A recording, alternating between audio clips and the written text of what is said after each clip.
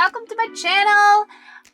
Super excited about today's video. We are doing a unicorn kitty, and I've done many magical, fantastical creatures before, and it's just like my favorite. If any of you guys know me, you know that I just kind of like love this dreamy, whimsy, wonderlandy world. And yeah, we've done like crystal foxes. We did a Luna cat, which was so cute. She had a golden mirror on her forehead, and she had jewelry on her tail, and she was so sassy. She had some eyelashes and everything. But this girl's just as sassy. This girl's more like feisty, because her pose is like she's ready to jump and prance at something. I love the idea of putting her in a window and her looking like she sees something and like going for it. She's more of like, I would say, yeah, feisty. Feisty is the word. I'm not sure the colors we're gonna do yet. We shall see. The ones I've done before, she was like this beautiful iridescent gray with amethyst crystals. I use a beautiful seashell as her horn. And you just want to be careful if you guys want to incorporate into any of your works. If you're using any sort of harsh chemicals that can dry out your skin, they can dry out any sort of organic material and eat away at it. I'm talking ruin your precious work. So you can clear coat, let's say, flowers or seashells or different crystals. We're not going to do that today though, because we're going to just be so careful, and we're going to wash her right away. Whether I'm done with her or not, once I solder her horn on there, we washing her. We giving her a bath, and we making sure all that flux is off of her.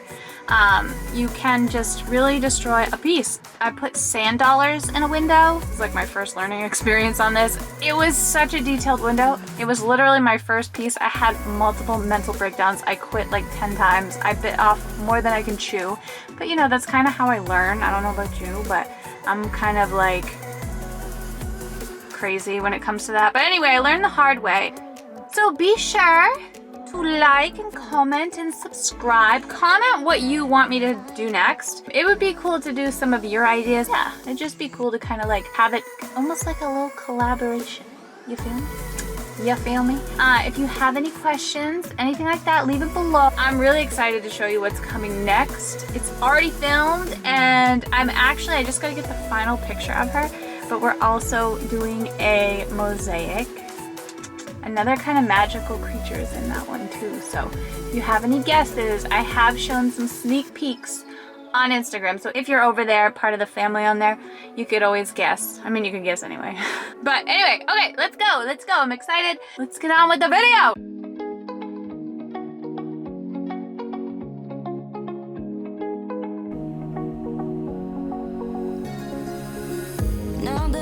Okay, so here's the hardest part of the whole bit. Every time, 100%, always gives me a hard time, is deciding on glass colors. It doesn't help that I just have a ridiculous amount of colors to choose from, but this time I decided to go with like this very soft pink, swirly pink.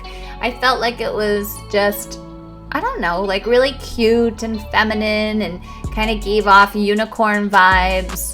Last time I used like a dark gray, so with like purple crystals, so I wanted to go lighter, and we decided on these beautiful jewel teal tones for the crystals. And I love this glass. I'm going to use like multiple teals. This glass is one of my favorites because of the texture. But then we picked some really gorgeous like ripply teal glass that you'll see in here.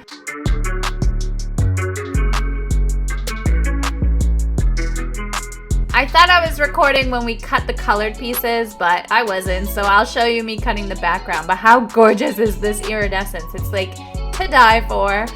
Once I foiled her up, we kind of like cut her to size. As you can see, she doesn't quite fit the pattern because I like to freehand my backgrounds on this girl so that it kind of gives me more freedom. Like if I want to put more crystals in, I can, and you'll see what I mean. But I also use this really pretty gray glass to kind of give it some weight and give it that feel of, you know, the rocks that the crystals grow out of. It's kind of amazing how colors do that. It can really give you that sense of heaviness or lightness just by colors. And then as you saw, we did some really cute light, like sea foamy green for her ears and nose. So this is what I mean when I say that I kind of freehand the background when it comes to these type of pieces. I tack the main girl in place, and then I just put her right on my little corner jig, and I'll put my background glass underneath her and just kind of trace out the pieces that I need. And I love doing this. It just gives me more freedom. It's more relaxing. It just gives me the ability to really kind of just flow and get in the zone and not be so worried about like precision, because sometimes I want to add more crystals to her, or maybe I want her tail a little chunkier or whatever it is. So this really gives you that freedom.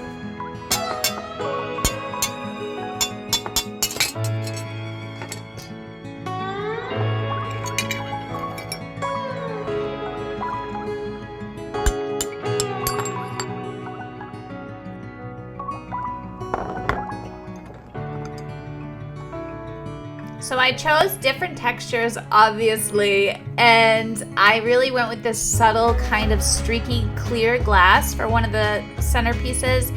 And then I went with one of my favorite types of clear glass, which is, I love to call it moon glass. It's like this raindrop glass. It's so cute. But I also use that in like a really kind of crinkly ripple. Look at that, isn't that so cute? I love this glass. So I just do the same thing, and I just trace where I need her, and I'll just kind of grind her and pop her in all the right places.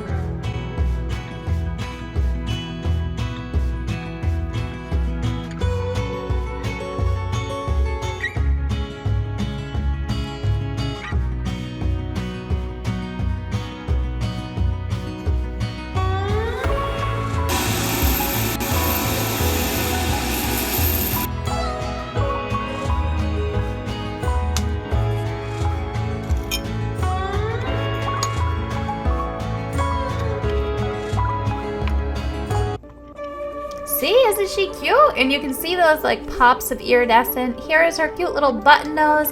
This seafoam glass is really hard to see in the video, but it's actually very holographic. So it's time for some coffee. Then we are going to solder her up.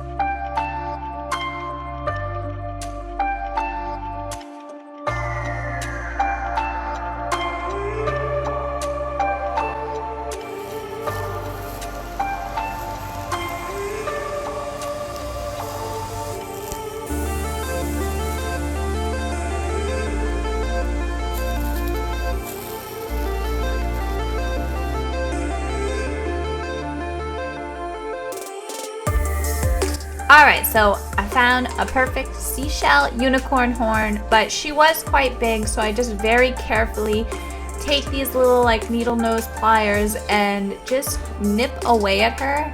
And then I'm going to use the grinder on her, which is amazing. These go through seashells like nobody's business. It just makes it so easy. It's so satisfying, and it's just going to make her nice and flat so she can sit right on top of this girl's head.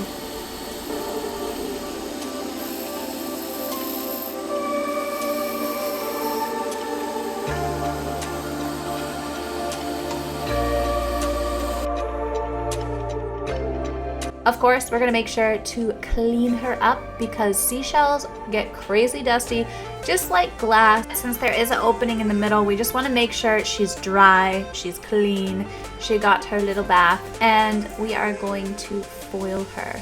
We wanna make sure we cover the sides, we wanna make sure we cover the bottom. We don't want any flux getting in there and slowly eating away at her.